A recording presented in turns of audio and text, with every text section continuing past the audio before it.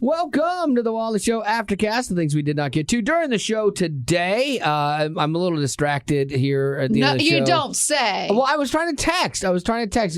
Gregor Bears, my friend who's moving, was texting me. He's like, hey, do you want a chainsaw? I'm like, absolutely, I'd like a chainsaw. But you don't need to get right back immediately. I do. I try to. I don't like when I text somebody, I don't like to not be gotten back to. What if there's a world where Greg has texted that to 5 different people, right? And Wally was the first one to respond. So he gets Gregor Bear get back with you immediately? Yeah, pretty much. We try to. He's retired. He should. Yeah. Like, I will do that. If I'm in a text conversation, let somebody like this has happened before where I'm like, oh, I got to get a shower. And so all of a sudden we're in a text conversation. I will not get a shower until after I feel we have completely call them, like, finished the text conversation. And sometimes it can take another 15 minutes. You're going back and forth because I take it very seriously. And so I'm getting a chainsaw from Greg before he moves. So that was in my best interest too. But it does bring up this point, this thing I found, and Betty had found this as well. The average person now says they can only go 5 hours and 11 minutes without their phone with them, or they would go nuts.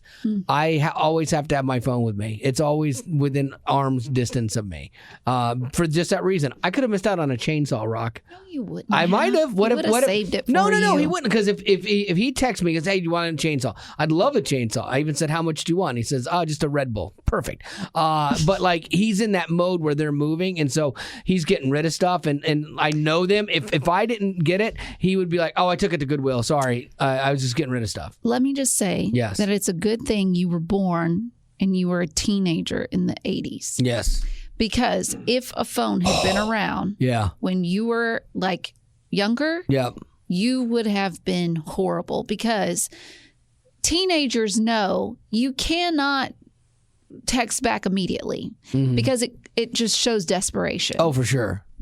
But yet somehow those two things haven't connected with you in your 50s. No, because it's a respect thing for me. Like, it's a respect thing. Like, I want to respect somebody, and like, hey, you texted me, I texted you back. I hate when someone texts you something and you text them back and it's still not finished, and then an hour goes by and then they text you like, oh, you started this. But that's the point of the text. No, you started it. Let's finish it. like let's finish this. I need closure. Oh my Drives me crazy. You have a problem. My wife, like, here's a great example. If we were, say, leaving for church, and this actually happened. So we were leaving for church, and we were still in our neighborhood.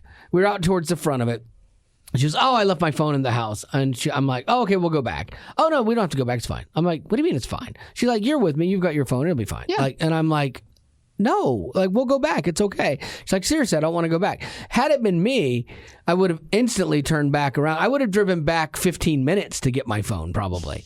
I think that's what I'm going to ask for my birthday this year. Is I'm going to ask for you to go without your phone. Oh, no. For at least 24 hours. Oh, that's tough. Waking hours. That'll be hard, though, because I'm like, part of your birthday present involves my phone.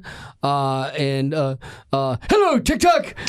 No, it's James Chapesky here with J Music. Wally found a new TikTok guy that he really likes by the name of James something or other. Chapesky from J Music. I'm like, the guy does songs and they're so bad. Like, they're so bad. But he's so happy and he's so oblivious to it. Like, I love it. Like he's just fully being him. And at first I hadn't decided if it was a joke, like a comedian or not, but I'm like, no, it's the more I've dove down into it, it's like real. But like, there's something just like, I don't know, it's endearing about him. And so they were doing personal messages, like now he and the girl he duets with, he's like, hello, TikTok. If you'd like a personal message from James Chapesky, I can do it. And I'm like, oh, Betty Rock, that's what you're getting for your birthday. Want one. Yes. No. Yes. No. You're going to get I just want you to go without your phone for 24. You might even get a proposal. I want you to go without your phone for 24 waking hours. No, I can't. I'm just telling you I cannot. But doesn't that tell you that there's a problem? And it shocks me that you always want to be independent. I'm a lone wolf. I am. But you're not, because you have to have your phone right by your side. Yeah, because I have Yahtzee on my phone.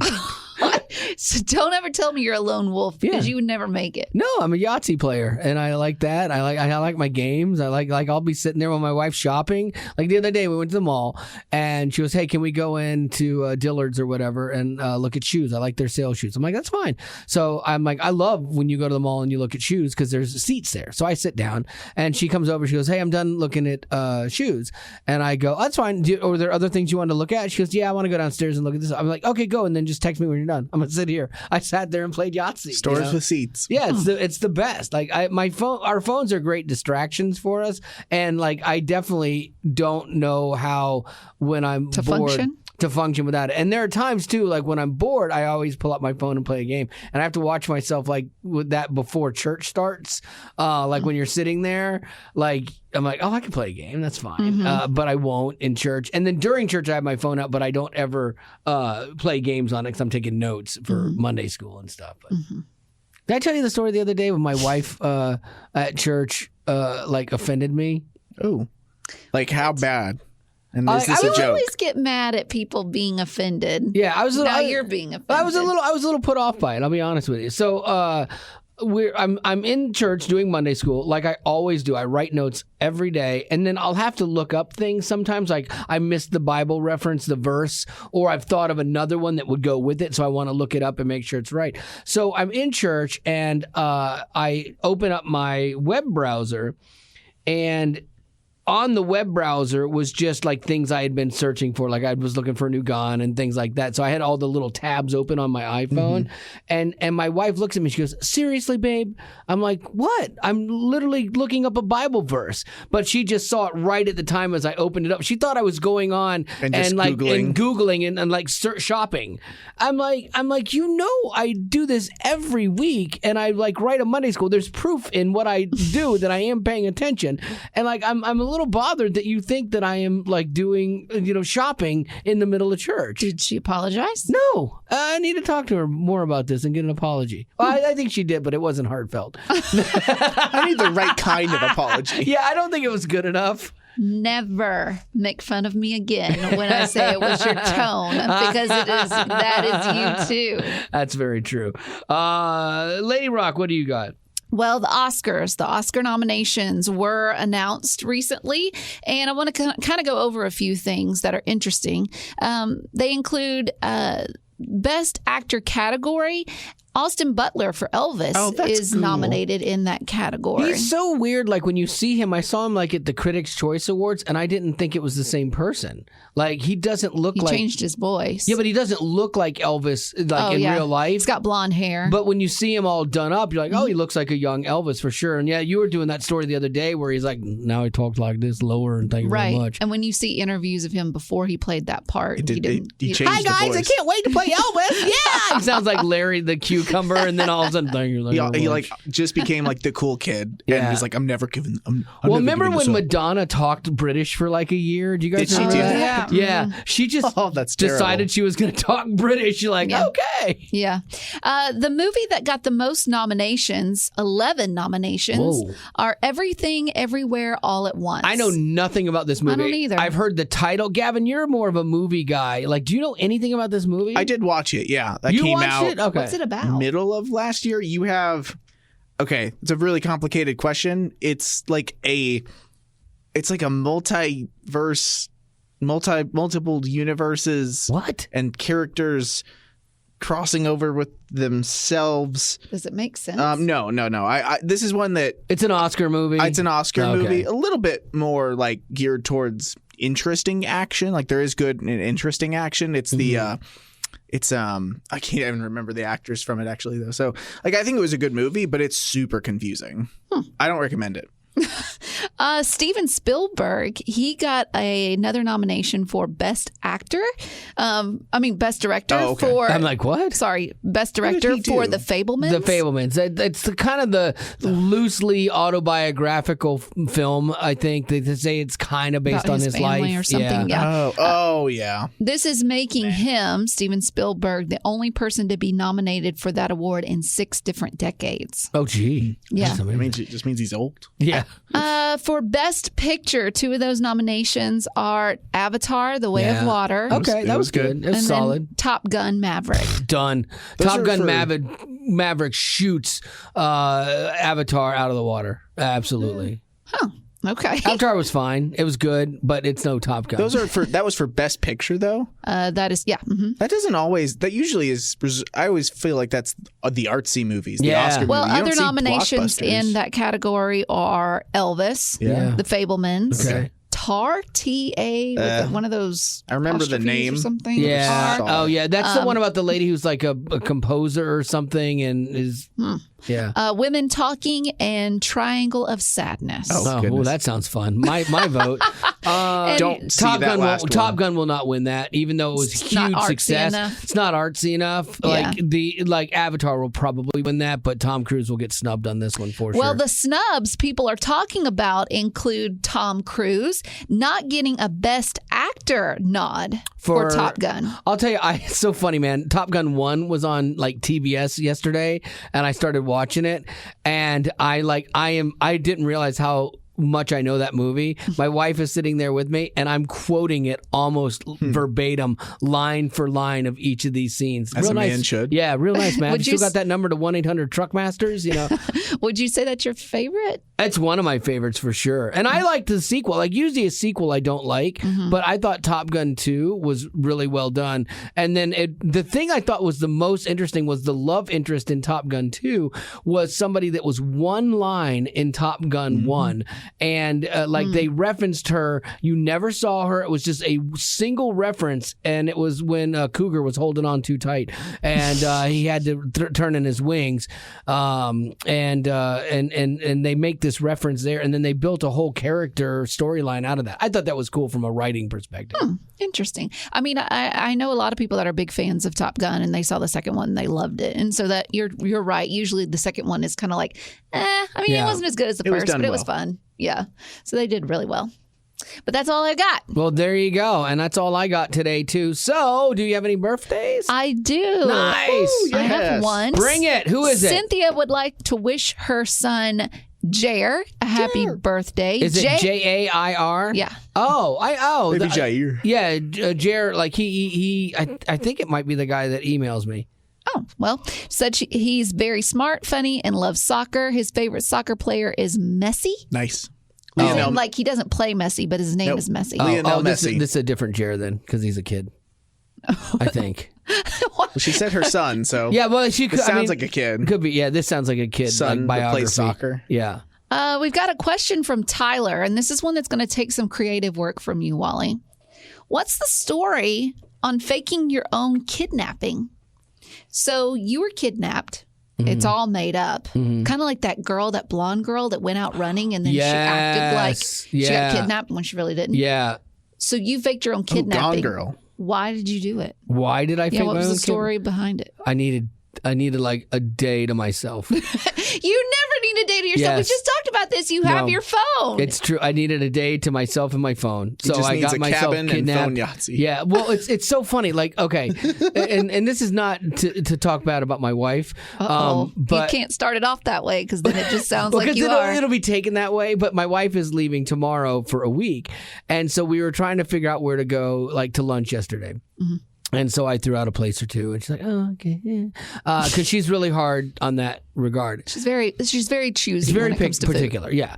And so I just told her, like I said, I got to tell you, like while you're gone, it will be nice to do whatever I want to do. Like, and I didn't mean it mean, but it's just a reality. It like, is nice. If I want to eat at a later time, I'll eat at a later time. If I want to eat whatever I want, I'll go eat whatever I want. You know, like I don't have to ask permission, or I don't have to consider anybody else's. It's very true. I don't have to consider anybody else's feelings or emotions. Okay. It's like I can literally just be alone for a week, and it's like that's not the worst thing for me. It's a good reset. It's nice to do life with somebody, right? And it's nice to not be limited by somebody at the same time. Yeah. So I'm with you. I enjoy to an extent a little bit when Haley goes out of town. And like if I come home from work, like we'll have lunch together or something like that at the house, and then like once I get my work done, because I'll do extra work for the show there, but then she'll want to hang out and watch a movie or something like that, and so or just hang out, and so then I will, a lot of times if I have like a project I want to work on, I'll push it to like the next day or something like that. And so when she's gone, I get a lot more stuff done. Like I already have a list of things, and I like to accomplish things. Like I've been working on this one project I'm building for my daughter, and it's coming along really well, and I would have finished it in 2 or 3 days of being able to do it, but I'm on weeks now, and so this weekend I will finish it, which will be really nice. How long do you have without her? She's gone Thursday to Tuesday. Okay. So, yeah. So, now, how did she take it? Enough to miss her. How did she take it when you said that?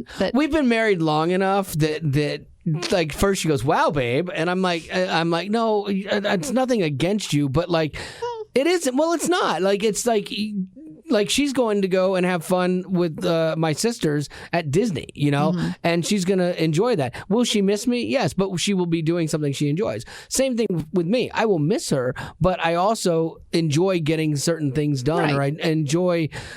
There's a thing when you've been with somebody for so many years that even if you like being around people, there's sometimes it's nice to be alone a little bit. Yeah. And also it's nice that you miss them too, because once you run through the first couple days of it and then you start realizing this underwear is not going to wash itself. What do I do? And then you're like, oh, I got to do my own laundry. Okay. But like, yeah, you do miss them, and you miss talking to them and being around them. And so it's a good thing. I think it's a healthy thing. Absence makes the heart grow fonder. It really does. Now, do you feel like in your case, Gavin, Haley, in your case, Wally, Marty, feel the same way when y'all are gone? No. What do you mean? Like when I'm gone? Does Marty, does she miss you? Does she if you're look forward to having time to herself when y'all are gone? Yeah, I don't think she does, or if she does, she would never verbalize it. I think she probably does, but like she's not going to say it, But but she's very clingy. No, I'm just kidding. No, I'm just like, look at Betty's face. No, I'm totally kidding about that. She loves the two of us just being together. Like we don't even have to be doing the same thing. Like she likes being in the same room. Right. So like if I'm like playing my video game or whatever, she will sit in the room and read because she likes that. Like, and so that's good. Like me, if she was in the other room reading and I was playing a video game, I wouldn't be bothered by it at all. I wouldn't think, oh, something's missing. When I finish, I'd be like, hey, you want to do something? Or vice versa. But I think we look at it a little bit differently. And you think the same, Haley? I think that Haley does not enjoy when I'm gone, because it's not that she wants, it's not like the things that she would do are so bad without me. It's just that she doesn't enjoy like doing everything solo. I think also too, like for us at least, it was a lot more, I'm going to use the word fun, when someone was gone, when we only had one dog. When somebody's gone and there's you taking care of two dogs and it's like raining outside, and it's me, for example, waking up at 3:50 in the morning to take both of them out, to wipe both of their paws down, feed them, give Jasper his medicine.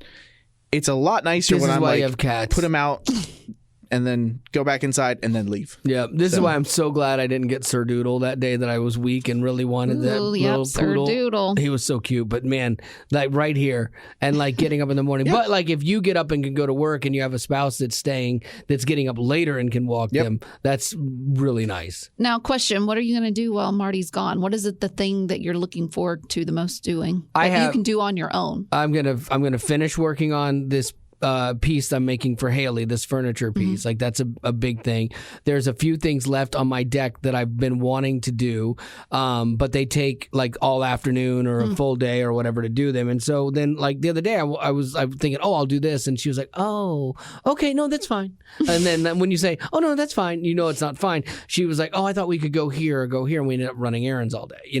And so pretty much what it comes down to is that when your spouse is gone, you don't have to compromise. No, I can just can do whatever you want. Exactly. And that's like you, the bonus round of being single is that you can do whatever you want, whenever you want. But then the other part of that is like, I know that I would probably starve or eat even worse than I do without her there. Because you skip meals. I do. I find I'll work, and then I'll be like, oh, I need to eat something. And then it's like, well, I don't feel like going out and getting it, which I know you feel like too. And then so I'm like, well, I'll just have this. I guess I got a half can of ravioli. I'll just have that, and stuff. And so, like, I eat so badly when she's gone because it's just not important to me, But so with her, takes care of you. I have to feed her at a certain time or she gets a headache, And so dinner is a thing.